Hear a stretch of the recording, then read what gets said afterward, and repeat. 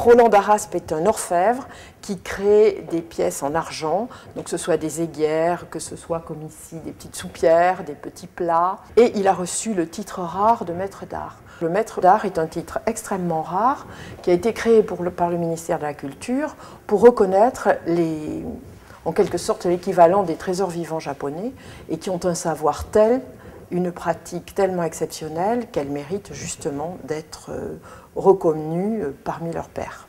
Donc le travail de M. d'Araspe, il se situe bien sûr dans une continuité, c'est un orfèvre, il a de grands prédécesseurs, mais justement dans un domaine qui pourrait sembler avoir tout dit, eh bien il sait renouveler des formes, il sait répondre à de nouveaux objets aussi, par une ingéniosité de la main et de la création.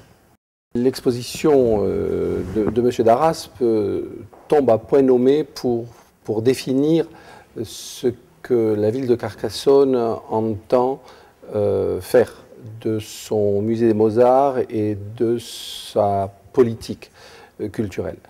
Et que nous sommes déterminés à justement travailler sur toutes les formes possibles de culture du monde et d'ouverture de culture sur notre paysage urbain.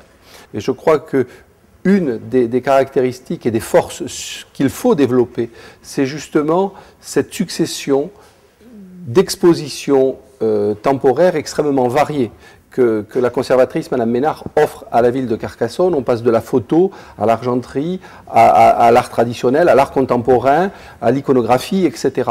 Et je crois que ce qu'il nous faut, c'est développer bien sûr ce concept, faire que les gens viennent au musée des Beaux-Arts, et on a d'ailleurs aussi quelque chose d'extrêmement important sur lequel nous entendons travailler, c'est amener cette culture vers les écoles, vers les collèges et vers les lycées. Faire que les citoyens carcassonnais de demain s'approprient non seulement leur culture patrimoniale locale, mais aussi tout simplement des concepts basiques qui font que grâce à la culture, la vie est différente, la vie est meilleure, la vie est plus belle. D'autres, bien évidemment, idées comme une interaction très forte entre le festival de Carcassonne et la ville basse et les musées.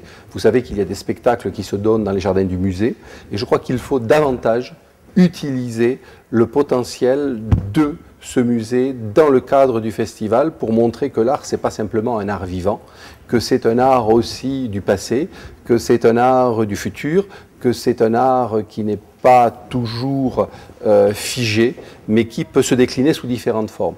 Donc nous entendons développer à l'intérieur du festival une participation beaucoup plus importante du musée des Beaux-Arts.